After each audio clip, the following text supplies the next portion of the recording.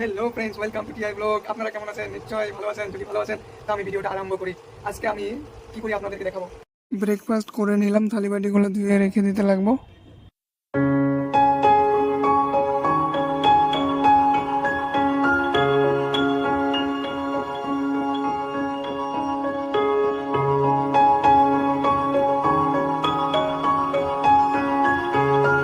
বহুত দিন পরে গুয়াহাটিতে বৃষ্টি হলো, তো ভাবলাম যে একটু বৃষ্টির মধ্যে ভিজি, বৃষ্টির ফিলটা নেই। তো ঘুরানি পড়তেছে, ওরকম জোরে বৃষ্টি না, ঘুরানি ঘুরানি। তো এই আমার ফ্রেন্ডে ভিডিও করছে, ওইদিকে এই আমার পিজি মেট, ও ভাবছে যে ফটো উঠাবে।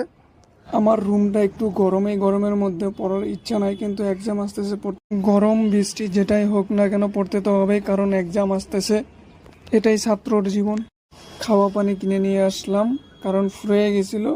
50 টাকা নেয় বোতল, নিয়ে আসলাম এখন।